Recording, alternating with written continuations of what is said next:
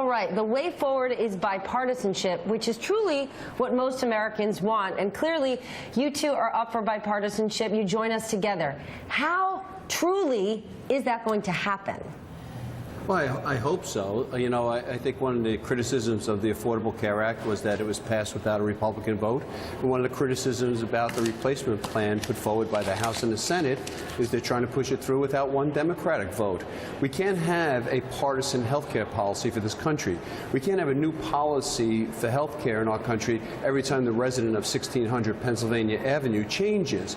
This isn't a partisan issue. It's not even a bipartisan issue. It's a nonpartisan issue. It's an American issue, health care, and having it change every 4 years isn't fair to patients, families, health care providers, or insurance companies. We agree. So what are you going to do? Well, it's our hope that we start reaching across the aisle. I think we'd like to see, Hakeem and I both voted no on the replacement plan that was put forth by the House.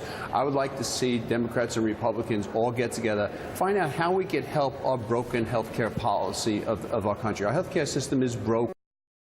And my goal throughout the entire thing was to try to help those who are harmed by the Affordable Care Act without harming those people who were helped by it. There are families who are paying astronomical premiums, have deductibles they can't afford, co-pays that are through the roof, and at the same time we have people who now have health care because of the Affordable Care Act who never had it before. Right. So we have to help those people who were harmed without harming the people that were helped. So Congressman Jeffries, what Congressman Donovan is saying is stuff that it's really hard to hear people from one party say, because this has become, as much as it should be nonpartisan, it's become so widely partisan that critics of Obamacare can only outline how devastating it's been and how it's in a death spiral, and people who promote Obamacare haven't put forward a fix. How do you, as part of the Democratic leadership, take up this challenge and say, all right, we're willing to fix this thing? Well, we have an opportunity to reset the dial now. And it's important to recognize that health care, as Dan indicated, is not a Democratic issue, a Republican issue, an independent issue. It's not a blue state issue, a red state issue. It's an American issue. It impacts every single American family, those that are represented by Democrats and Republicans. And for too long, we've been dealing with the health care dynamic through the partisan lens. Listen, I believe the Affordable Care Act has been a tremendous step forward for the American people in terms of protecting them against pre-existing conditions, making sure women can't be discriminated against solely on the basis of their gender, allowing young people to stay on their parents' health insurance through the age of 26, 20 million plus people gaining health care that's affordable that otherwise wouldn't have it. But we do have some challenges with respect to the Affordable Care Act moving forward.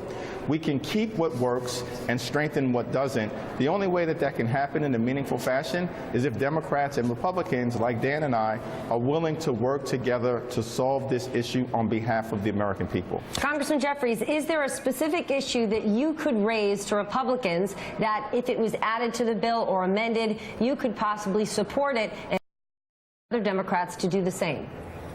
Well, it's not a bill that I can support right now in its current form in terms of Trump care.